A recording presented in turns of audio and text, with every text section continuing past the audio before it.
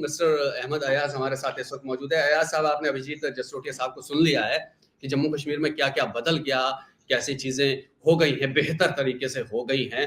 और supreme court ने तो कह दिया कि 30 सितंबर से पहले अब चुनाव भी करवा लो वहां पर, और प्रधानमंत्री बोल के भी आ गए कि हम करवा लेंगे। तो क्या चीजें बदली हैं जम्मू कश्मीर में? आप वहीं के रहने वाले बाशिंदे हैं, क्या फर्क नजर आपको आता है 370 हटने के बाद से? 370 के एब्रोगेट होने के बाद क्या बदला और उसका कितना प्रभाव, पॉजिटिव प्रभाव जम्मू एंड कश्मीर जी पर पड़ा, उसका तो अब इलेक्शन के रिजल्ट्स में सामने आएगा। तो लेकिन जहां तक हम देखते हैं, बीजेपी के लिए जम्मू कश्मीर में ये टोटलिटी, एक तो हो गया कश्मीर प्रोविंस में in particular and then in Jammu also, it will definitely show a negative impact. Why? Because Jammu and Kashmir को 35A के तहत कुछ खुसूसी रियायतें थी, जैसे लैंड राइट्स थे या जॉब के राइट्स थे। बाकी स्पेशल स्टेटस को एक साइड छोड़ के जो आम इंसान के साथ कनेक्टेड था और जिसके लिए जम्मू के डोगरों ने महाराजा के टाइम में 1927 में लड़ाई करी, क्योंकि जम्मू के डोगरे और कश्मीरी पंडित उस टाइम के लड़ाई लड़े, भाई हमको ये राइट्स होनी चाहिए, क्योंकि बाहर से कोई नहीं आना चाहिए कि वो हमारा यहाँ जॉब ले ले, हमारा यहाँ लैंड ले ले। तो उस प्रोटेस्ट को लेकर, उस एहतजाज को लेकर महाराजा हरि सिंह के टाइम से 1927 में एक ऑर्डर आया कि भाई ये जो राइट्स है ये जम्मू कश्मीर के मुस्तकिल बाशिंदे जो है इसको मिल जाना चाहिए। अब बीजेपी इस चीज को कैसे जस्टिफाई करेगी कि जो जम्मू कश्मीर के लोगों ने लड़ाई करके लिया था महाराजा के टाइम में, उसको अगर हम जम्मू कश्मीर के लोगों से छीन लेंगे तो ये कैसे जस्टिफाई करेंगे कि उन्होंने जम्मू कश्मीर के लोगों से कोई जस्टिस किया हो। तो उस लिहाज से मुझे लगता है कि ये एक इम्पैक्ट जरूर करेगा और नेगेटिवली करेगा। और उसके साथ साथ जिस तरीके से मुझे भी याद है, जिस तरीके से 5 अगस्त को 2019 में इसको एब्रोगेट किया गया, तो वो एक दर्दनाक कहानी है।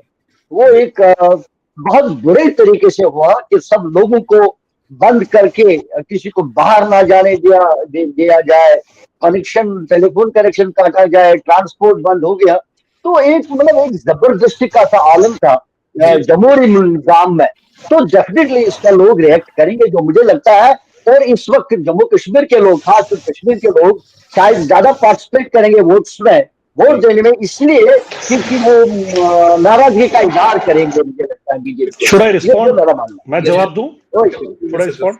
Coming to you, I'm coming to you, and what Mr. Ayaz has mentioned, coming from a Kashmiri sentiment, it might appear that yes, the methodology, the way it was approached, the abrogation, given the country, the expanse, the sentiments, उसके लिए कोई एक simple या common minimum program जैसा तरीका बनाना तो मुश्किल होता है। और मैं, trust me, I'm not making comments staying here in Delhi and then commenting on Jammu and Kashmir, but having said that, एक फैसला लेना to change, what many would call as a historic wrong, that was committed. अगर abrogation के साथ वहां पर piece and security आती है, अगर टूरिस्ट वहां आते हैं, अगर वहां बिजनेस मिलता है, अगर वहां जॉब्स जनरेट होती हैं, तो मुझे ऐसा लगता है, स्पेशली जम्मू एंड कश्मीर में, मैं गलत भी हो सकता हूं, लेकिन ये जो चेंज था वो जरूरी था। जसरोटिया साहब, आप यहाँ पर point you wanted to make a point here. I am sure the BJP would definitely want to walk home with the success example of Jammu and Kashmir. Please go ahead and tell us, why it is so for BJP as well. देखिए, अयाज साहब का सबसे पहले मैं उनको respond करूंगा regarding महाराजा की। अगर बात करते हैं तो सबसे बड़ी बात यह आती है कि एक साइड होकर चीजों को नहीं देखना चाहिए। सबसे बड़ी बात यह आती है कि महाराजा ने जो विलय किया था पूरे जम्मू कश्मीर का किया था, इंक्लूडिंग दैट पीओजे के, जिसके लिए कभी भी किसी कश्मीर के लीडर ने आज तक डिमांड नहीं किया। सबसे बड़ी बात। दूसरी बात यह आती है कि महाराजा ने जब विलय किया उसके बाद महाराजा के साथ क्या किया गया, कांग्रेस ने और नेशनल कॉन्फ्रेंस ने क्या किया। नेशनल कॉन्फ्रेंस और कांग्रेस के ये लीडर कहते थे कि इनके महाराजा को उठा के हमने बाहर फेंक दिया। आप मुझे पूरे के पूरे कश्मीर के अंदर बताइए कब आज तक महाराजा का किसी ने नाम लिया? आज महाराजा के दिए हुए आर्टिकल के, और महाराजा की इस स्टेट का जिसका विलय उन्होंने बड़े गर्व के साथ हिंदुस्तान के साथ कराया था।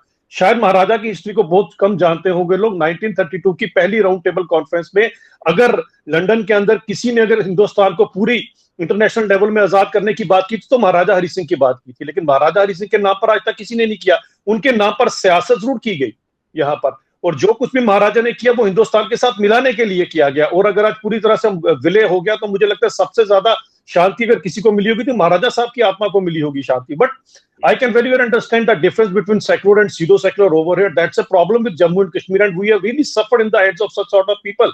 And sorry to say, these all comments are bizarre and obnoxious, and I'm not going to buy these comments because the people of Jammu and Kashmir have suffered due to Article 370. What about that Valmiki Samaj, whom you brought to Jammu and Kashmir, and that National Conference and Congress brought those people 30 years back, fooling those people just to come and clean their filth over here? And what was promised to them by this NC and Congress people that we will make you the permanent state subject, permanent residents of Jammu and Kashmir, but nothing was done. What job they can apply, or their children who even qualified PhD, they were applicable for only one job, that was of cleaning the filth of these people only. 30 years these people have suffered in the hands of this National Conference and Congress over here. And what about Gorkha Samaj? One more thing, just last point. Even West POJ, West Park refugees who came to our country 6 decades back, they were allowed in assembly polls, but they were not allowed in local polls because they were even not treated as the residents of their own country. They were treated as aliens for 60 years just due to this policy of NC and Congress. That is why I always say that it was kakistocracy which was clubbed with plutocracy. So this is what we have got for past 50 years. ये आप national conference का भी नाम ले रहे हैं। मैं थोड़ा सा रिस्पॉन्ड करना चाहूंगा देखिए, जहां तक महाराजा पीडीपी के साथ नेशनल कॉन्फ्रेंस के साथ बीजेपी भी रही है, अब आज आपके वो अलग हो गए हैं, तो वो आपको लगता है कि उनकी चीजें जो है वो ठीक। See, we tried that everybody should start working for this country. We give chance to everybody, but we were not able to change them. No problem, no, time will change them and people will change them. ठीक है। मैं quickly respond करना चाहूंगा। I think we'll have to go back to history, and my friend also should I think go back and see that Maharaja Hari Singh did not very pleasantly and happily acceded to India. It was not just because he wanted it and he was happy. It was as a result of the invade by the Pakistani tribals कि जब वो श्रीनगर तक पहुंच गए हमला करते करते, तो तब उसके पास कोई और ऑप्शन नहीं रहा to seek the help from the India. Otherwise, the Maharaja Hari Singh was in a dilemma because the geographical conditions of the Jammu and Kashmir were such. It was a Muslim majoritarian state, and it was very difficult for him to decide whether to go with the Pakistan or to go with the India. So as such, he preferred to be independent for the time being. But in the meantime, जब हमला हो गया तो वो उसके लिए कोई चारा नहीं रहा हिंदुस्तान से मदद मांगने के लिए, और जो हिंदुस्तान ने दिया तो एज सच वो जो एक्सेशन किया उसने वो मजबूरी से किया। He was not happy. Second, जो वाल्मीकि का मसला आपने लाया, yes that could be an issue, लेकिन वाल्मीकि का एक मसला हो सकता था और उसको सॉल्व भी किया जा सकता था। इसका ये कभी मतलब नहीं है कि वाल्मीकि का मसला हल करने के लिए आप सारे जम्मू कश्मीर को तोड़कर उनके खुसूसी हुकूक या उनके जो जमीन और जायदाद या प्रॉपर्टी के राइट्स को या बाकी मामला को तोड़ मरोड़ करके आप उनको निकाल के और वाल्मीकि के लिए एक मसला हो सकता था जिसको अदरवाइज सॉर्ट आउट किया जा सकता। लेकिन what about the other rights at the cost of this Valmiki जो आप कह रहे हैं, तो ये तो बड़ी ज्यादती हो गई ना। Please tell me about the other rights. Sir, please tell me about the other rights. I don't say no. Sir, no, tell me. Please tell me about the other rights which you are not getting after abrogation. Tell me what about my job rights. Tell me what about my job rights and state domicile is there, sir. Sir, state domicile is there. You cannot take job. So, sir, listen, sir. Still, domicile rule is there. You need to have a domicile to get job over here. You need to have a domicile for your land security. Please don't confuse people. These people are already confused and suffered a lot from past 6 decades. Please don't confuse them. कई और राज्यों में भी है, north east में है, हिमाचल आप लगता हुआ राज्य है और वहां पर भी अधिकार है कई चीजों को लेकर, जो एक स्पेशल चीजें हैं लेकिन हम पॉलिटिकली अगर देखना चाहें, अयाज साहब लास्ट कमेंट आपसे, जम्मू कश्मीर के इंटरनली जो चुनाव होंगे या अभी जो लोकसभा के चुनाव है, आगे विधानसभा के होंगे, लेकिन नेशनल लेवल पर आप जम्मू कश्मीर के में हो रहे इन चुनावों को किस तरह से देखते हैं? क्योंकि भारतीय जनता पार्टी जम्मू कश्मीर से 370 हटाने को पूरे देश में भुनाना चाहती है या उसको लेकर ये कह रही है कि हमने हटाया है और ये बेहतर काम किया है। आप उसको भारतीय जनता पार्टी के पक्ष में देख रहे हैं देश भर में चलते हुए या फिर उसका नेगेटिव इम्पैक्ट पड़ रहा है? दो चीजें रादर 3 चीजें बीजेपी के हक में जा सकती है। एक ये कि अपोजिशन का जो इंडिया ब्लॉक का है, जो उनकी कमजोरियां है, जो वो इकट्ठे नहीं आ सके, और अगर वो ताकतवर होते तो शायद वो इनको गठबंधन नहीं करना पड़ता, क्योंकि वो कमजोर है, अलग अलग बटे हुए हैं, इसलिए वो इकट्ठा होकर लड़ना चाहते हैं, जो उनकी एक कमजोरी है। और उसमें भी इश्यूज है, क्योंकि वो दिख नहीं पा रहे हैं कि आगे उनको लीड कौन करेगा, इसलिए उनके अपने इंटरनल इश्यूज है, नेशनलिस्ट होके भी। लेकिन हर एक को अपना अपना पार्टी का इंटरेस्ट, अपने वर्कर्स का इंटरेस्ट, अपने कैंडिडेट्स का इंटरेस्ट नजर आ रहा है, तो इसलिए वो नेशनल लेवल पर उनका एक इशू रहेगा कि टुगेदर आने का और फिर इकट्ठे चलने का एक। वो दूसरा, बीजेपी ने अपने वोट बैंक को थोड़ा सेव कर दिया। एक ये कि जो बाबरी मस्जिद का लेकर, हालांकि वो उनका किया करदा नहीं है, वो सुप्रीम कोर्ट से आ गया, लेकिन उन्होंने इसको ऐसे ही प्रोजेक्ट किया as if they have done it. One second, जो 370 को इन्होंने एब्रोगेट किया, इसको भी प्रोजेक्ट किया एज इफ कि जम्मू कश्मीर को हमने पहली बार हिंदुस्तान के साथ मिला दिया। लेकिन जो हकीकत नहीं है, 370 पहले से भी हिंदुस्तान के साथ एक्सेशन, जैसे अभी मेरे फ्रेंड कह रहे थे कि विलय हुआ था महाराजा के टाइम से ही, लेकिन उन्होंने ये कामयाब हो रहे हैं ये हर एक जगह पर प्रोजेक्ट करने में कि भाई ये हमारी वजह से हुआ कि 370 को हटा के हमने जम्मू कश्मीर को, ये 2-3 चीजें उनको हेल्प कर रही हैं और अपनी वोट बैंक को सेव करने के लिए। बेशक जो मेरा मानना है, शायद सीटें कम हो सकती हैं जो इस वक्त है बीजेपी के पास, क्योंकि इनकम्बेंसी का फैक्टर है और बहुत सारी और चीजें भी है। उनका जो गठबंधन है, इंडिया ब्लॉक है, वो भी इकट्ठा हो चुका है, उनका भी थोड़ा रहेगा। ऑफ कोर्स जो मेरा मानना है, they may come back of course, subject results जो भी आएगा, मेरा मानना है they may come back, but may not be with the majority as we say that 400 plus, इतना नहीं होगा, लेकिन this will definitely help them. These 2-3 points will definitely help. We'll have to wait and watch, and obviously the state elections, the assembly elections would also be conducted. As my colleague Yogesh mentioned, that Supreme Court has mentioned that after September it can be conducted till 30th September. It can be conducted. जसरोज साहब, मैं आपसे एक सवाल लेना चाहूंगा। मैं Hindustan times के एक आर्टिकल को रेफर कर रहा हूं यहाँ, 4 नवंबर 2023, जिस दिन Jammu Kashmir administration bans protest by government employees, warns of termination of service.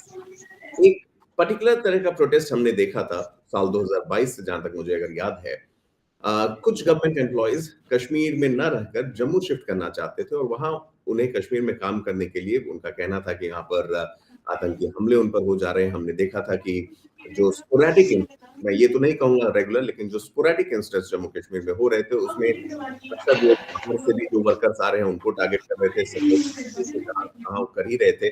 साथ ही साथ इन गवर्नमेंट एम्प्लॉइज को, जिन्हें जम्मू कश्मीर में खास करके रखा गया था, ये मामला स्नोबॉल करता है और नवंबर में तक आते जम्मू कश्मीर एडमिनिस्ट्रेशन कहता है कि all those government employees who resort to protest, their jobs will be terminated. Left party ने इसका विरोध किया था एक्सपेक्टेड लाइंस पर। इसको किस तरह से देखते हैं? क्या था पूरा का पूरा प्रकरण एंड क्या अभी क्या स्थिति है इसकी? देखिए, इसमें ऐसा था कि एक चीज समझिए कि when I was talking that the incidents of terrorism have gone down by 90 to 95% and even up to 98% you can say, but 2% of the vulnerability or 2% of that chances or event of eventuality is possible anywhere in the world, like in Kashmir. So it is same like that. So for that 2% you cannot bring the people who are serving in Kashmir to come out of Kashmir and come to Jammu, or Jammu people to move to Kashmir, what message will we give to other people? So everybody's as safe and as unsafe as anybody else is in Kashmir. So you cannot have a excuse for that matter. But obviously, life is very precious, and everybody's life is precious, and we are trying to achieve the target of 100%. Because whole of you go to US, you go to UK, anywhere, that 1% chance is everywhere of any terrorism incidents happening everywhere in the world. Still, we are much better than the other parts of the world in Jammu and Kashmir. So if people will try to link it with that, that will be quite difficult for me also to understand such sort of things. We all are. I'm working in Kashmir from past 20 years now. Most of the time I'm in Kashmir. I'm on the threat list. I'm on the threat list of ISI in Pakistan. That means that I'll stop going to Kashmir. I go to Kashmir. So when we are working for our motherland, when we are working for our nation, that we give a damn to ISI or agents of ISI who are working on the payrolls of Pakistan in Kashmir. Because we are working for our country and we are working for motherland. So everybody is doing same thing.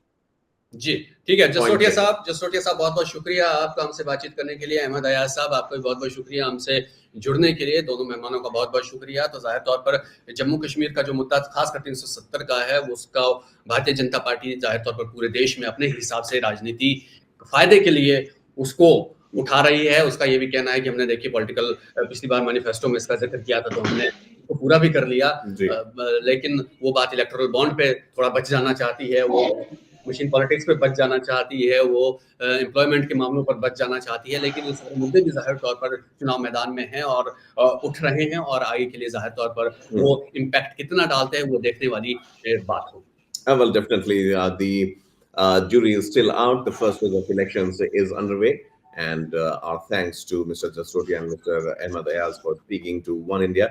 Thank you so much. And an issue as critical as Jammu and Kashmir, trust me, irrespective of the party lines, all the political parties, be it the journalist fraternity or a common man, wants that truth and sanity should prevail. And definitely Jammu Kashmir, an integral part of India, should be there as the crown of the country.